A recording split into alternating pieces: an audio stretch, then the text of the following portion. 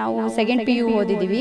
ನಮ್ಮ ತಂದೆಯವರು ಏನಾದರೂ ಏನು ಮಾಡಬೇಕು, ಯಾವ ಟೈಮ್ಗೆ ಏನೇನು ಮಾಡಬೇಕು ಅಂತ ಹೇಳ್ಕೊಟ್ರು. ಹಾಗಾಗಿ ಈಗ ನಾನೇ ಎಲ್ಲ ಕಲ್ತ್ಕೊಂಡು ನಾನೇ ಮಾಡ್ಕೊಂಡು ಕೃಷಿನ ನಾವೇ ಈಗ ವ್ಯವಸಾಯ ನಾನೇ ಮಾಡ್ತಿದ್ದೀನಿ. ಮತ್ತು ನಮಗೆ ಹೆಲ್ಪ್ ಮಾಡೋಕ್ಕೆ ಯಾರು ನಮ್ಮ ಮನೆಯವರು ಹುಷಾರು ತಪ್ಪಿದ್ರಿಂದ ಯಾರೂ ಇಲ್ಲ. ಹಾಗಾಗಿ ನಾನೇ ಮಾಡ್ತಾಯಿದ್ದೀನಿ. ಬೇರೆ ಬೇರೆ ಬೆಳೆ ಅಂದರೆ ಈಗ ಒಂದೇ ಬೆಳೆ ಬೆಳೆದಿದ್ರೆ ಏನಾಗುತ್ತೆ, ಲಾಸ್ ಆದಾಗ ಫುಲ್ಲು ನಮಗೆ ಮತ್ತೆ ವ್ಯವಸಾಯ ಮಾಡೋಕ್ಕಾಗಲಿ, ಅದಕ್ಕೆ ಮೇವು ಹಾಕೋಕ್ಕಾಗಲಿ, ಮತ್ತು ಇನ್ನೊಂದು ಬೆಳೆ ಮಾಡೋಕ್ಕಾಗಲಿ, ಅದು ಉಳುಮೆ ಮಾಡೋ ಖರ್ಚುಗಳಿಗೆ ಕಾಸಿಲ್ದಂಗೆ ಆಗಿರುತ್ತೆ ನಮಗೆ. ಅದೇ ಇನ್ನೊಂದು ಬೆಳೆ ಇದ್ದರೆ ಈ ಬೆಳೆ ಹೋದರೆ ಮತ್ತೆ ಇನ್ನೊಂದು ಬೆಳೆಲಾದರೂ ಆಗುತ್ತೆ ಅಂತ ನಾವೀಗ ಬಾಳೆ ಬೆಳೀತಾ ಇದ್ದೀವಿ. ಅದ್ರ ಜೊತೆ ಪಪ್ಪಾಯ ಹಾಕಿ ಮತ್ತು ರೇಷ್ಮೆನೂ ಇಟ್ಕೊಂಡು ಮತ್ತು ಮೇಕೆ, ಕೋಳಿ, ಈ ರೀತಿ ವಿವಿಧ ಎಲ್ಲ ರೀತಿ ಬೆಳೆಗಳನ್ನ ಮಾಡ್ಕೊಂಡಿರೋದ್ರಿಂದ ನಮ್ಗೊಂದು ಸ್ವಲ್ಪ ಆದಾಯ ಆಯ್ತು. ನಮ್ಮ ಮನೆಯವರು ಮೊದಲು ಚೆನ್ನಾಗಿದ್ದರು. ಈಗ 5 ವರ್ಷ ಆಯಿತು ಹುಷಾರು ತಪ್ಪಿ ಅವ್ರ ತಲೆ ಆಪ್ರೇಷನ್ ಆಗಿ ಎಲ್ಲೂ ಬರೋಕ್ಕಾಗಲ್ಲ, ಮನೇಲೇ ಇರೋವಂಥ ಪರಿಸ್ಥಿತಿ ಆಗಿದೆ. ಹಾಗಾಗಿ ನಮ್ಮದು ಜಮೀನಿತ್ತು. ಈಗ ಕುಟುಂಬದ ಎಲ್ಲರ ನೋಡ್ಕೋಬೇಕಾದ ಜವಾಬ್ದಾರಿ ನನಗೇ ಬಂದಿತ್ತು. ಹಾಗಾಗಿ ಮತ್ತು ಯಾವ ಕೆಲಸನೂ ಮಾಡಬೇಕು ಹೊರಗಡೆ ಹೋಗಿ ಅನಿಸಿಲ್ಲ. ಮೊದಲು ಏನು ಕೃಷಿ ಮಾಡ್ತಿದ್ರು ನಮ್ಮ ಮನೆಯವರು, ಅದನ್ನೇ ನಾನು ಕಂಟಿನ್ಯೂ ಮಾಡೋಣ ಅಂದ್ಬಿಟ್ಟು ಈಗ ನಾನೇ ಕೃಷಿಲಿ ತೊಡಗಿಕೊಂಡಿದ್ದೀನಿ. ಈಗ ಮಾಮೂಲಿ ನಮ್ಮ ತೋಟದಲ್ಲಿ ಬಾಳೆ ಮತ್ತು ಅಡಿಕೆ ತೋಟ, ಮಾವಿನ ತೋಟ, ತೆಂಗು, ಪಪ್ಪಾಯಿ, ಹಾಗೆ ಬೇರೆ ಮಿಶ್ರ ಬೆಳೆಗಳಾದ ತೊಗರಿ, ಹುಳ್ಳಿ ಮತ್ತು ಜೋಳ, ಹಸುಗೆ, ಮೇಕೆಗಳಿಗೆ ಎಲ್ಲ ನಾವೇ ಬೆಳ್ಕೊಂಡು ನಾವೇ ಮಾಡ್ತಾಯಿದ್ದೀವಿ. ಮತ್ತು ನಾವು ಬೆಳೆದಂಥ ನಾವೇ ಈಗ ವ್ಯವಸಾಯ ನಾನೇ ಮಾಡ್ತಿದ್ದೀನಿ. ಮತ್ತು ನಮಗೆ ಹೆಲ್ಪ್ ಮಾಡೋಕ್ಕೆ ಯಾರೂ ನಮ್ಮ ಮನೆಯವರು ಹುಷಾರು ತಪ್ಪಿದ್ರಿಂದ ಯಾರೂ ಇಲ್ಲ. ಹಾಗಾಗಿ ನಾನೇ ಮಾಡ್ತಾಯಿದ್ದೀನಿ. ಮತ್ತು ನನಗೇನಾದರೂ ಕೃಷಿ ಬಗ್ಗೆ ಏನಾದ್ರು ಬೇಕು ಅಂದರೆ ಕೃಷಿ ತೋಟಗಾರಿ ಇಲಾಖೆ ಸರ್ ಆದ ಸಿದ್ದಿಂಗಪ್ಪ ಅವ್ರನ್ನ ಕೇಳ್ಕೊತೀನಿ. ಮತ್ತು ಕೃಷಿ ಕೆಲೋಗಿ ಕೇಳ್ಕೊಬರ್ತೀನಿ. ಮತ್ತು ನಮ್ಮ ತಂದೆಯವರು ಕೃಷಿ ಮಾಡ್ತಿದ್ರು ಆಗ್ಲಿಂದನೂ. ನಾವು ಸೆಕೆಂಡ್ PU ಓದಿದ್ದೀವಿ. ನಮ್ಮ ತಂದೆಯವರು ಏನಾದರೂ ಏನು ಮಾಡಬೇಕು, ಯಾವ ಟೈಮ್ಗೆ ಏನೇನು ಮಾಡಬೇಕು ಅಂತ ಹೇಳ್ಕೊಟ್ರು. ಹಾಗಾಗಿ ಈಗ ನಾನೇ ಎಲ್ಲ ಕಲ್ತ್ಕೊಂಡು ನಾನೇ ಮಾಡ್ಕೊಂಡು ಕೃಷಿನ ಎಲ್ಲ ಬೆಳೀತಿದ್ದೀನಿ. ಮತ್ತು ನಾವು ರೈತರು ಬೆಳೆದ್ಬಿಟ್ಟು ಬೇರೆಯವ್ರಿಗೆ ಇಲ್ಲಿ ಮಧ್ಯವರ್ತಿಗಳಿಂದ ನಾವು ವ್ಯಾಪಾರ ಮಾಡ್ತೀವಿ ಅಂದರೆ ಅದು ತುಂಬ ಕಷ್ಟ ಐತೆ. ನಮಗೆ ಬರೋ ಲಾಭಕ್ಕಿಂತ ಅವ್ರಿಗೆ ಹೆಚ್ಚಾಗಿ ಲಾಭ ಬರುತ್ತೆ.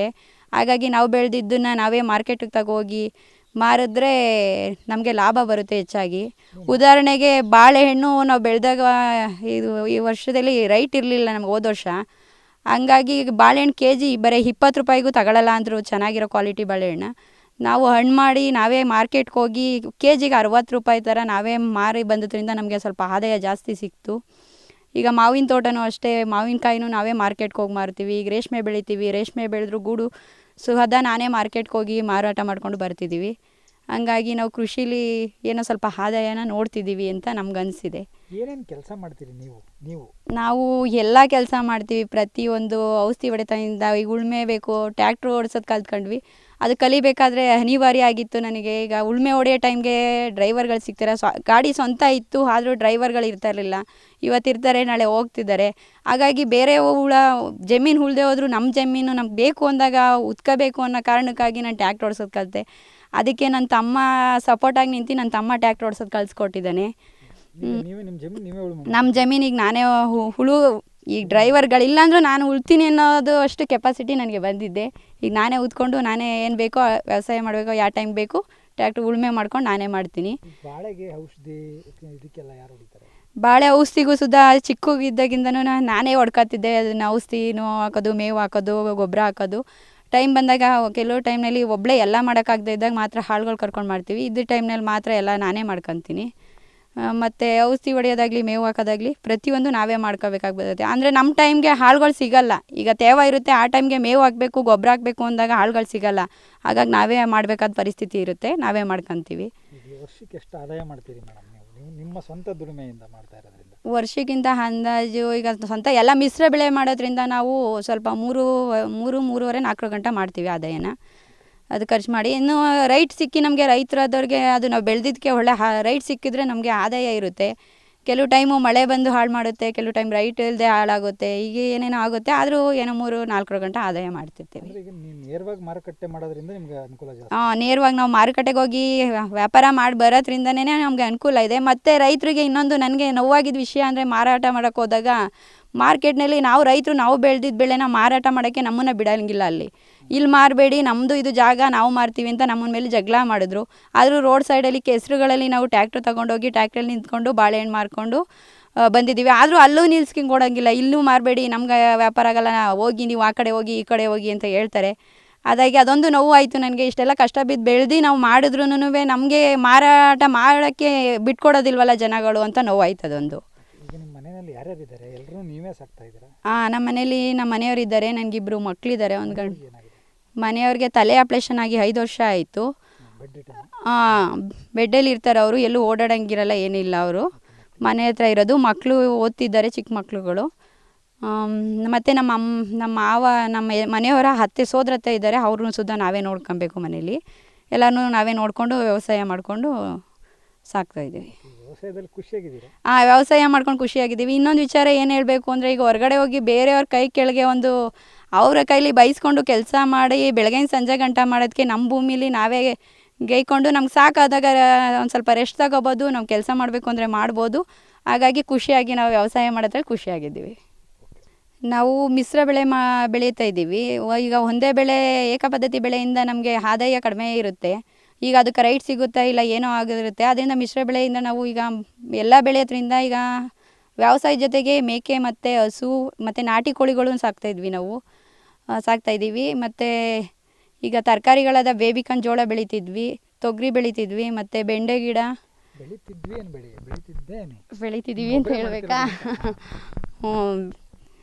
ಈಗೇನು ಸ್ಟಾರ್ಟಿಂಗ್ ಮೊದಲಿಂದ ಮಾಡಬೇಕಾ? ಈ ಥರ ಮಿಶ್ರ ಬೆಳೆಗಳನ್ನ ಬೆಳೀತಾ ಇದ್ದೀನಿ.